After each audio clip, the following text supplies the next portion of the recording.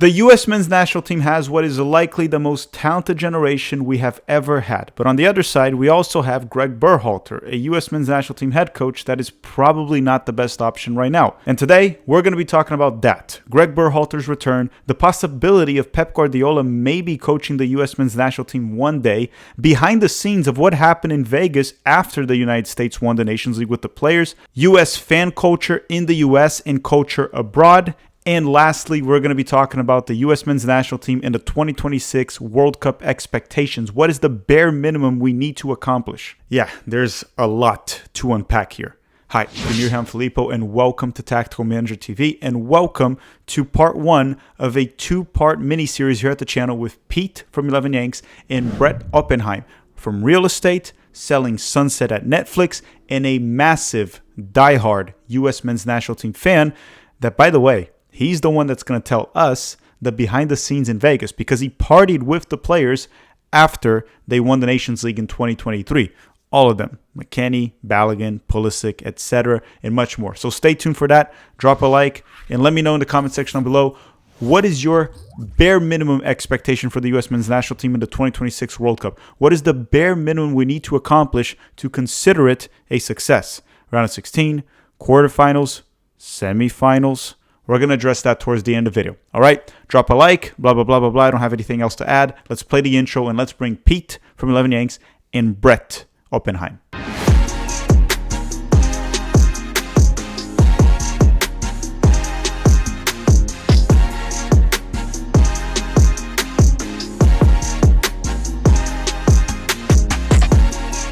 Okay, everyone, welcome to part one of this mini series with Pete and Brett Oppenheim. Pete, I don't need to introduce you. You've been here long enough.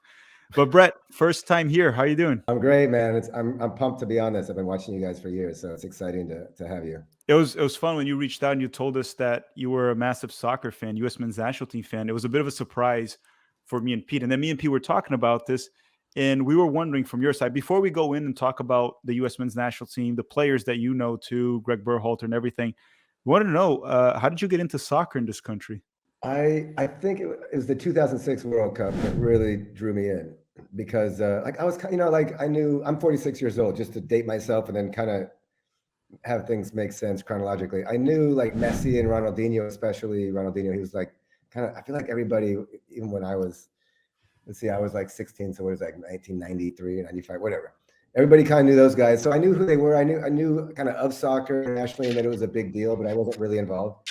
The 2006 World Cup, I started watching the USMNT. I think we got asses kicked, if I remember correctly, that year. I think Czech beat us, Poland beat us like 3-0. I mean, you guys probably know. It's like Poland beat us 3-0. I think we tied Italy, and then Czechoslovakia just like 2-0, and we didn't get out of group. Some shit like that. It was brutal. Yeah, it's the only time we didn't get out of the group. Yeah. It was not the best year to start watching the USMNT, but whatever. And then long story short, then I went to Europe and watched the rest of the World Cup there, and that's what did it for me. I was like, holy shit. I'd never seen anything like I would tell all of the listeners, watch some games, World Cup games, anywhere other than the United States. Granted, yes, in the next World Cup, you should probably stay in the United States. But after that, get out, go to like South America. I mean, Filippo is probably crazy, and I was in Europe. It was I've never seen anything like it. I imagine it's the same in South America. Yeah, it might be even a bit crazier in South America. I haven't been to games in Europe, so I wouldn't be able to speak from own experience. But in South America, there's teams that the fan base, it's like a religion. It's insane, the atmosphere. I was in Brazil just now. I went to games in the Maracanã. I went to Palmeiras games, Botafogo game. It was wild. It's always fun. I grew up in Rio, so that's where I would go to games when I went up. There's some places in the U.S. that it's also fun to watch. We'll talk about that in the MLS section. But yeah, it's not comparable. Outside of the U.S., it's not the game so much that I'm even speaking of, because honestly, I had no money back then. I wasn't even at the games. It was just the environment. It was like just walking down the street and I had never seen a country, a region taken over by sport like that. And people are like, oh, but the Super Bowl is a big deal. It's not compared to the World Cup when you're outside the United States. Nothing like it. I think that's a really interesting point you bring up, Brett, because like for me, I spent most of my life abroad. I studied in the UK and, lived around the world, and I absorbed soccer culture around the world. And when I came back to the US, I remember my first game ever in the US, I went to Chicago Fire game, right? I was like, all right, let's check this out. And we were playing Orlando, incidentally, Tax Club. And so I was Kaká? walking outside. No, yeah, Kaká was there. Kaká was there. We're walking outside the game, you know, and there was this guy wearing an Orlando jersey crossing my path, you know, just outside the stadium. So I like looked over. I was with some friends. I looked over at him and I was like, we're going to give you a good thrashing tonight, you know, just like some very easy banter. And the guy next to me goes, no, man, we don't do that here. And I was like, don't do what? You know what I mean? And it was just like, it was a good, I'm not saying that's how it is across the board. I'm just saying that it was a good like culture shock for me. Oh, okay. It's a little different. And I don't think you fully get how the rest of the world sees soccer unless you go there in person and see it. Do you want to know a funny story? When I was in Brazil right now, I think I told you this one, Pete. For the Palmeiras game that I went in São Paulo, I got this. It was like a VIP section that you get to eat sushi, all included. And the day before the game, I got an email from the sushi place that's in the stadium telling us that you are not allowed to wear the jersey of the other team that we're facing. Not allowed. You won't be allowed in. And if you are a fan of the other team, you're welcome to come, but you will be kicked out if you celebrate a goal. Oh my gosh, that's hardcore. That's how it is. And it wasn't even a rivalry. It was just Palmeiras and Botafogo. They're not rivals.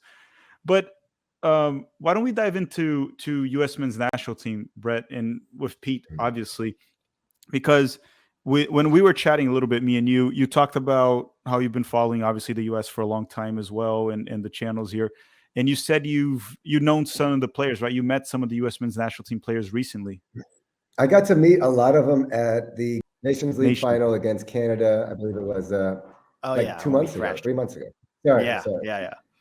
Nations League. And let me see from your perspective. That's even a better one because we had our full A squad, unlike the Gold Cup. So it was. I got to hang out with all the guys, party with it was just basically me, my bro, and the team all night. So that's awesome. Hey, any stories? Who's the best partier? Who's the best? Who's the most fun? I would say that Miles turns it up, and like Miles and Anthony turn it up. Yeah. Okay. But honestly, that team. I mean, look, they just won the finals.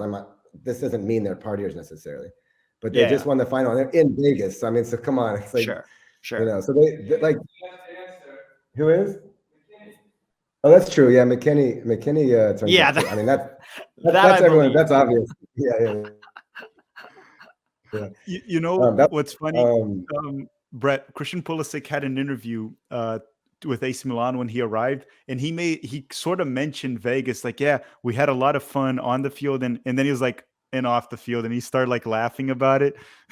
So I guess it was that party. Like hang out with that team, it would be in Vegas after winning Nations League. I mean, it was just the stars aligned.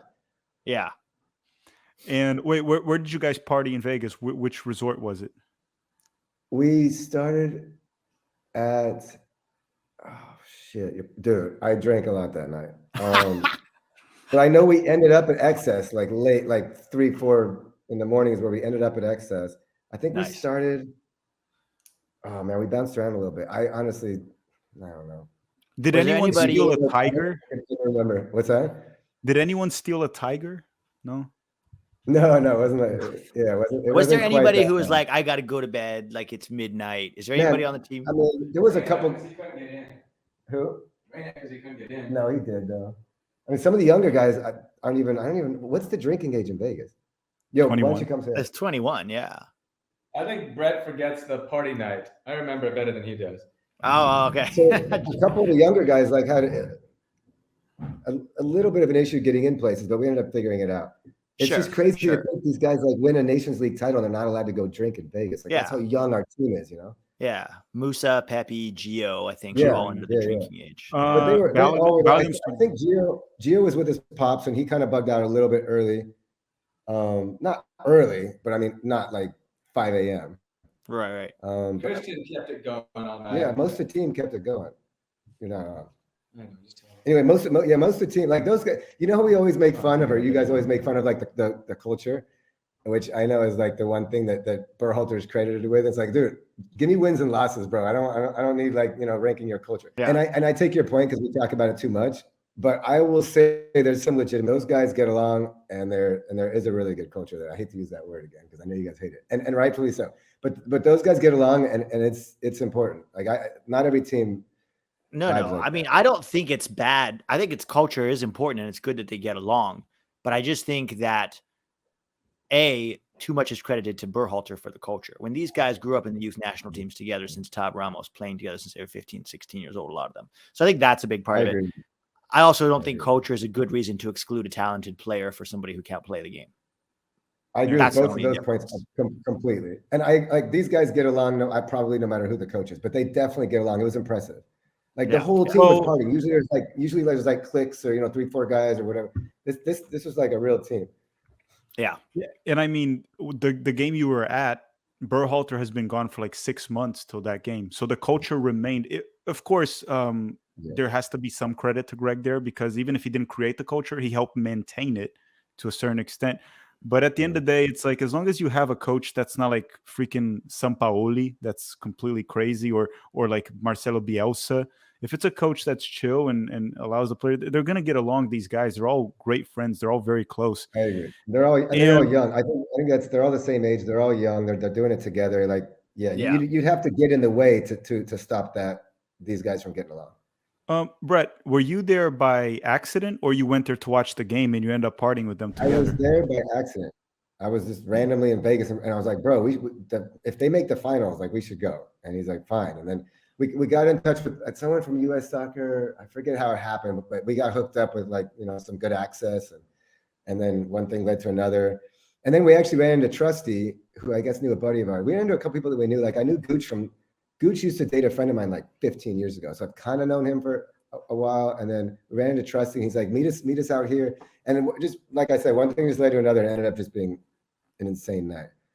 That's awesome. I want to know one Yeah. thing from you too, because it's good to get a perspective. Because at the end of the day, me and P were also just USMNT fans here on YouTube talking about the team. What is your overall thought on the Berhalter return after everything that happened? I'm sure you followed everything that happened.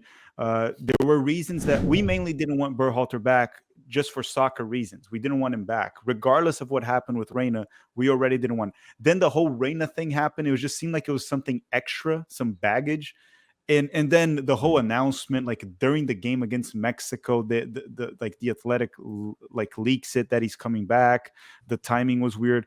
What did you think of Berhalter's return? Do you think it was a positive, negative? Are you for that? Are you more towards against that? Or just share with us. Well, first, real quick, my take on Berhalter. I didn't like the way we played during qualifying at all. I mean, squeaking in on a tie, it's like bullshit to me. Like we should have won that group with this team. Is that Berhalter's fault? I don't know. I mean, he did some good things. I would give him like a B minus. I'd give him a B minus on like maybe on the field. I didn't think he was the worst coach, but I certainly wasn't like, oh, we gotta keep him for 26. I mean, we can't play soccer without him. Then when they did the whole and the Reyna thing, I just don't understand.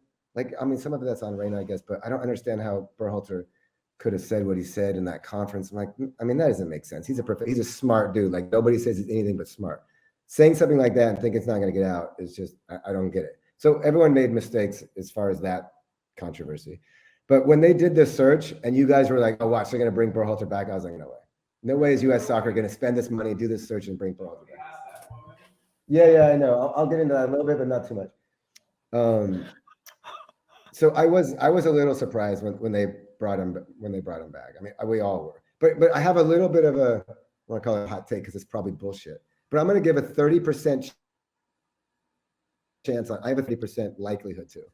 Okay, and you can shoot me down as an idiot if you want to, but we're not going to know for like 24 more months. But keep in mind, I'm giving this a 30% chance. I'm not saying it's happening.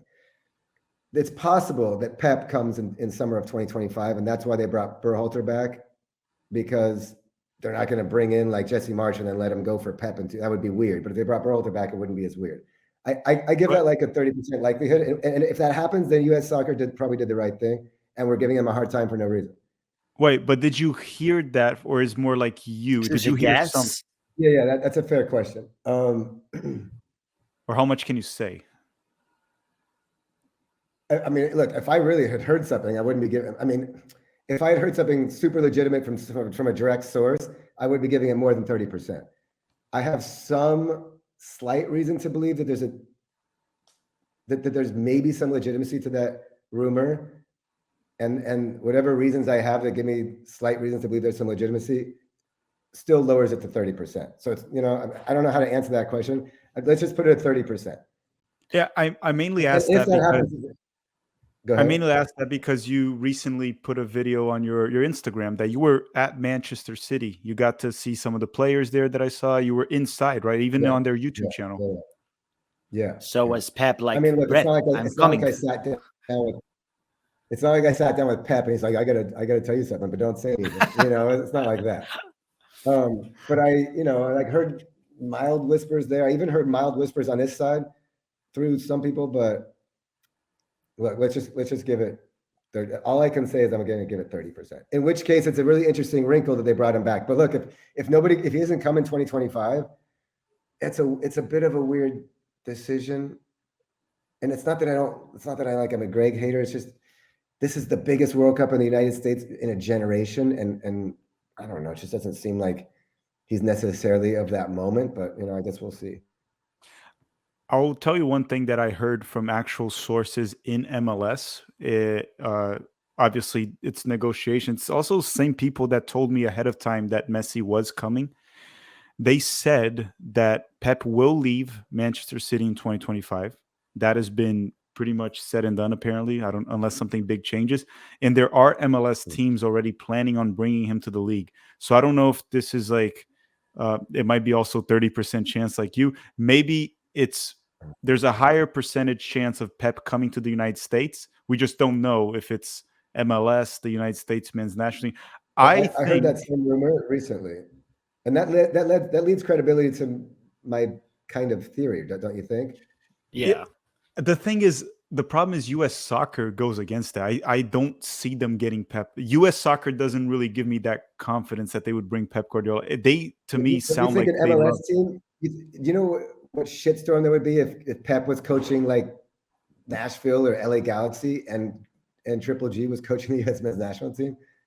I mean, Yeah, I mean, right now the thing is they don't care what we think. That's the way I see it. I think if Pep was to come to the US, New York, he has a house in New York. He spent a year in New York in between Barcelona and Bayern. And he's always talked about New York fondly because he can walk around, he doesn't get recognized. Although, to be honest, I think now he would, the way the soccer culture has. But people would leave him alone a lot more than they do in Europe. But Man City owns NYCFC, right? So it's very possible that he could end up coaching NYCFC with their new stadium. Or maybe he comes in 2025, takes a break during the MLS season. I think this is where I was going to go. Go ahead. So he coaches. So let's say he comes at the end of the 2024 season. So middle of the year, he takes over New York City FC, finishes the year with them, still takes the US during camps, and Gregg's his assistant or something. I'm just trying to make this plausible in my own head. And then he keeps coaching New York and US at the same time with Gregg sort of as number two. I'm going to throw in a different wrinkle, but go ahead. Okay. I mean, and then he just gets the World Cup. And then after the World Cup, he's done. He goes, how about he comes here? How about this theory? He comes here in 2025. We're spending probably too much on this because it's not going to happen. How about he comes here in summer of 2025, coaches the U.S. men's team through the World Cup, signs a 5-year at NYC, or 3 or 4, whatever he wants, at NYCFC, and says, look, I start after the World Cup. Wouldn't that would make some sense? Yeah.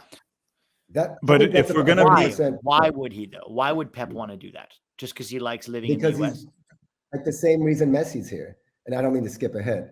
I mean, they've done everything. Why would you not want to be in New York City or Miami and have a new life in one of the best places in the world? Less stress, less stress on the field, less stress off the field. Like a step towards that. I don't want to call it retirement, but like just a more chill stage of your career. Yeah. And well, Brett, maybe you'll get some inside information to share with us whenever whenever Pep's looking into real estate, maybe in New York. He already has real estate there in New York. Maybe he'll get more whenever he's actually moving. I'm not as tied into New York, but if I hear any whispers, I'll hit you up. I got your cell now, so I'm gonna hit you up with whatever. Yeah, just let me know. It's like, hey, start a new show where you and Jason help him find a house in Laguna Beach or something. Yeah. Yeah. Have you ever worked with as a not realtor, but in real estate with any of the players? No. Well, yeah. That actually, yeah. Am I allowed to? There's a DP in LA that I represented a DP in LA, and a couple guys that play in the MLS in LA. One of them, like a really famous DP. That's probably all I can say. Yeah. And I've actually ran into a lot of I travel in Europe. I'm in Saint Tropez right now. Pardon me. I'm on the back end of a cold I just spent like a couple weeks in Mykonos, and I just got to Saint Tropez like an hour ago. And I'm a little run down from 2 weeks in Mykonos. But what I was saying was to transition into when you're in Europe, especially like Mykonos, Saint Tropez, places like that, in June, early July, like it's just athletes. It's all soccer players. So I've met like probably a dozen in the last few years, and it's been really fun. I remember I would see every year Neymar in Ibiza every freaking year. I haven't seen Neymar. That would be fun. Well, now he's in Saudi Arabia. He's going to be partying. No, he's not going to be partying in Saudi Arabia. I know. No, I know. Well, there's some irony to Neymar being in Saudi Arabia. I know, right? He stands against almost everything they're against. He's Yeah, literally he literally would break almost every single law there. I'd say 75% of them. But we're not about Neymar here. Question to you also. Next year we have the Copa America here in the United States. Anyone here? Well, we're going to be covering it.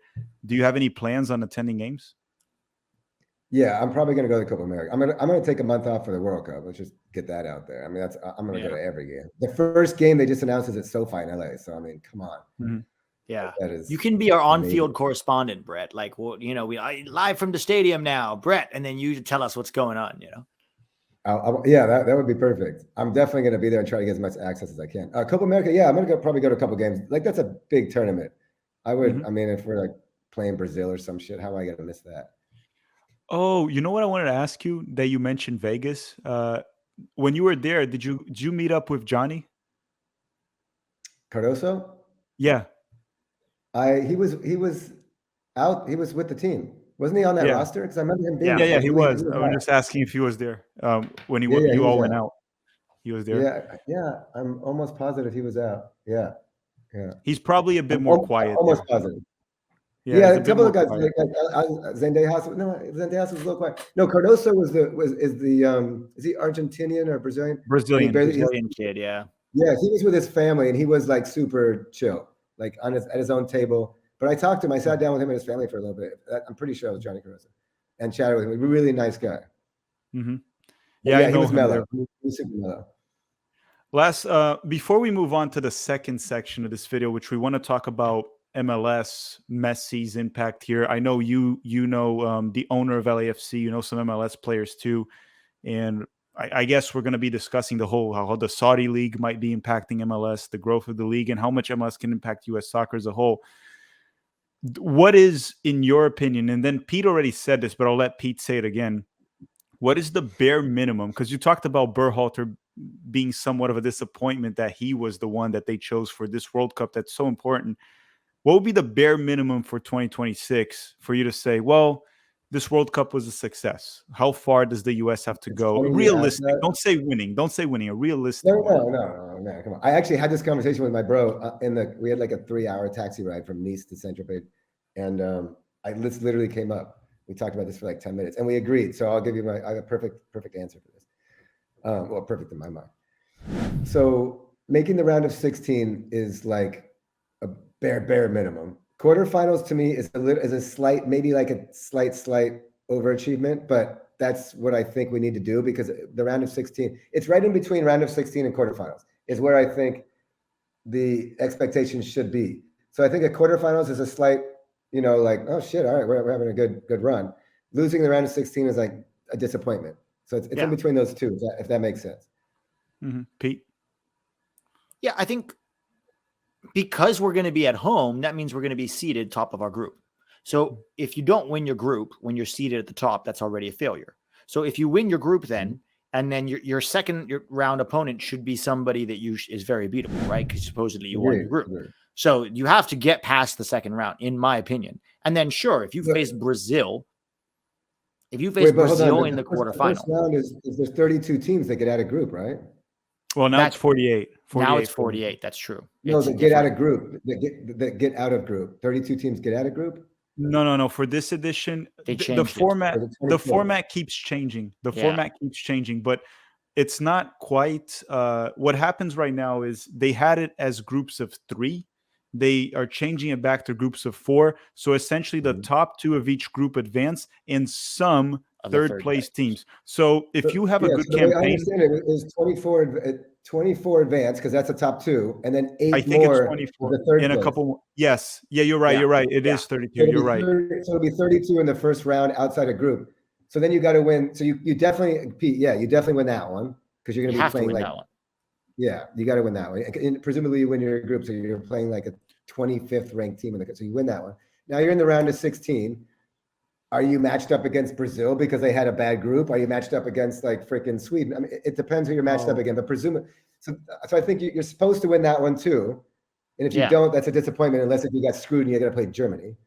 And then if you, so that puts you in the quarterfinals, right? Yeah, Pete, he's right. What he's saying is the round of 16 is actually the second knockout It's round. the second knockout round. Yeah, So we don't know exactly. how it's going to be lined up. We could end up playing a France, Brazil, Argentina there. It's probably not likely. It's probably going to be somewhere by design where first you play like a third place team or a bad second place team.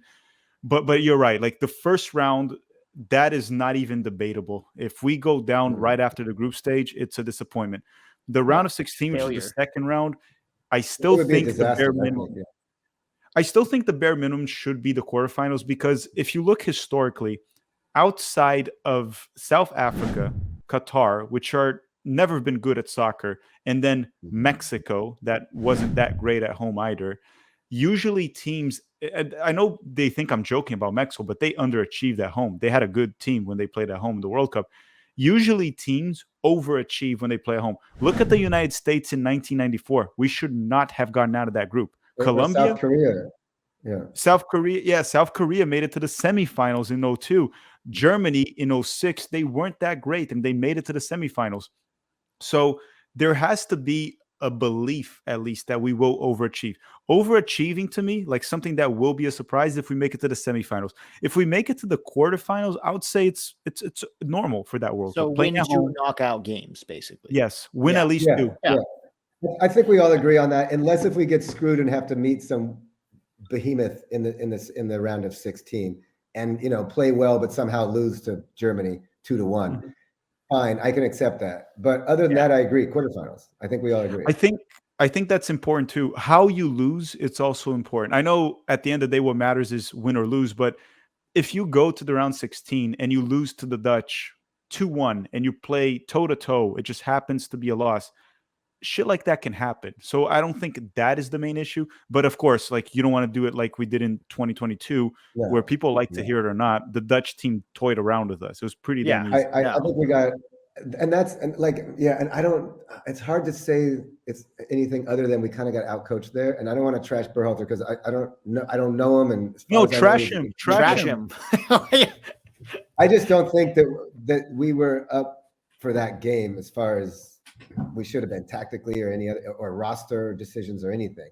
That's kind of where we started to get exposed, was when we got to fix that for 2026, because we cannot lose to the Dutch in 2026 if we're matched up against them in a knockout game. Like that's the step. That's the next step we got to take. I feel like is from losing to the Dutch to beating the Dutch. We don't have to beat freaking Brazil or Argentina, or Spain, but we got to beat the Dutch. We got to beat the Switzerlands and the Dutches and those kind of teams. We got to start beating them. Even though I will say this, Morocco did something that was amazing in the World Cup by they knocked out Spain, they knocked out Portugal. So again, if you want to make a deep run, sometimes you have to pull these upsets against the top dogs. And I think one thing Berhalter has to adjust and think to himself is, if you're playing a team like that, or even the Dutch, if you think the opponent has more talent than you, which after the game he kind of said they did, right? That's not what he said about Memphis Depay. If you believe you're playing an opponent is better than you, change a bit your style. Don't go the same positional play, possession, like bunker, playing transition. Do like Morocco. That is one thing I want to see from Gregg too, being able to adapt, which he has shown zero signs of doing so far. His roster selection in the qualification games blew my freaking mind, and that's the one thing that I will say. In a bad way. He could be a great guy, and maybe he's a good coach. Some of his roster decisions blew my mind. 95% of the fan base knew what roster should be there, and he was just putting out different rosters. And then if you'll notice, which I'm sure you've noticed, as rhetorical. Eventually, he got to the roster that we all wanted a year and a half For the most before. part. You know, like For the we're pretty most much part, where we yeah. wanted to be right now, right? I mean, that we wanted to be 18 months ago. But then he also blaming Reyna or not, he didn't manage to get Reyna to play in the World Cup. Let's say Reyna had an attitude issue. Berhalter as the leader, he is the leader of the team. He's the coach. He's the the one in command. Should have found a way to get the 18-year-old or 19-year-old, whatever Reyna was, however old he was, to be at his best attitude, a player that he very much needed. That didn't work, right? So, well, also we were a Chris Richards injury away from Aaron Long starting in the World Cup. Not having Tim Ream. Yeah, right? exactly. Because Tim Ream was there to replace, Chris Richards. If Chris Richards hadn't gotten injured, we would not have had Tim Ream at that World Cup. Well, we were a Paul Oriola injury away. Correct me if I'm wrong. From not having Weah start pretty much any in games qualifying. in the competition. I mean, it was some batshit decisions. So I'm not going to like hold back on that, but I'm trying. I like to give everybody the benefit of the doubt, especially if I don't have like an inside track on what he's really like, because which I don't. He wasn't there when I met. I've never met the guy, so but definitely there's some decisions that roster that when we went to go play Panama in the qualifications, I looked at the roster. I'm like, we're gonna lose this. Like, what the F is going on? I was freaking irate when I saw that roster. Yeah. And that game was, if we didn't qualify for the World Cup, that was the game. That was the reason why game. Yeah. Yeah, and I mean, we qualified on goal differential. We could have gone to play. What was it? Where did they played New Zealand? I think Costa Rica played. Yeah, it's a one-off game. Anything can happen. We would be the favorites, but we could have lost to New Zealand, which would be an embarrassment. But thankfully we're gonna have a much better team. Go ahead, sorry, Pete. No, go ahead. I was saying we're that gonna be a lot deeper and have a better team in 2026. So I'm like really looking, and even for Copa America, I'm really, really looking forward to our roster. In those two tournaments. I was saying that even the World Cup, he brought a lot of dead weight to that World Cup. And that's where we started getting exposed, right? Your Jesus Ferreiras, your Acostas, your Moores, Yedlins, all these guys that shouldn't have been there, but they were Gregg's guys. Did Roldan go to the World Cup? Yeah, Roldan, Morris, Ferreira, Acosta, Yedlin, Moore, Long, the 7-8 guys that were just like dead weight on that team. I mean, Tyler Adams and Dest were just kind of spent for whatever reason, and that's why they got two of those. And we could have won that game if it was like our first game or second game in group. Like the Dutch could have had some problems, but I think we were a little bit spent. Well, and it's not just that. We were gassed out, and that can happen in the World Cup. It's a short tournament, but the games are very close. But he also didn't bring players like, for example, would we have won if Pepe played? Probably not. Maybe not. Would we have had better odds if Pepe played instead of Jesus? Yes, the odds would have been better. Second thing, if you have a player like Malik Tillman off the bench as an option, isn't that more useful than Roldan? Maybe he can change the game. It of course, the problem wasn't really losing to the Dutch, because like we said, that can happen. They're a good team. The problem was you brought up he brought 4 right backs. We had Shaq Moore, Yedlin, Dest, and Scally. We had 4 right backs. And Scally never played. Yeah. Why wouldn't you bring another forward, another option off the bench? Shaq Moore play and Scally didn't? Correct me if I'm wrong. Yeah, Moore and Yedlin both got more minutes than Scally did, starting in the Bundesliga. Yeah. I mean, there's some mind-boggling roster decisions that he's made. But look, moving forward, I feel like we've kind of fleshed out a lot more now than we had even a year ago. And I feel like this roster is really kind of getting to be pretty damn good. Like we can nitpick, but it's not like we can't we're not getting as annoyed as we did during qualifying in World Cup. At least we'll myself. See, though. I imagine you two are like, we'll see. Fair. We had these rosters that Gregg wasn't there, and I was like, God damn, these are the best rosters we asked for, right? The Nations League, not Gold Cup. Gold Cup was like Nations League roster was awesome. A Nations League roster. I was like, I have almost no complaints here. What September roster is going to look like? I think that's what we're all very eager to see. Because if we see all the same old guys, is the goal in September to bring the A team? I think 29 should said be. Yes, that was the goal. Yeah. Okay. There should be no reason not to. And is Gregg coaching those finally? Yes. Is he? Okay. So yeah, we'll see. You're right, Pete. We'll see. Yeah. But everyone, well, let me know your thoughts in the comment section down below. Everyone watching this, we're going to have a part 2 to this episode where we're going to be focusing more on Major League Soccer, Messi's arrival, the Saudi League, and how it could be impacting Major League Soccer in the future. and maybe what to expect from MLS in the next 10 years and the impact it has in soccer in the United States. Thank you very much for watching. Drop a like before you go. Have a great day. We'll see you guys very soon. Bye-bye.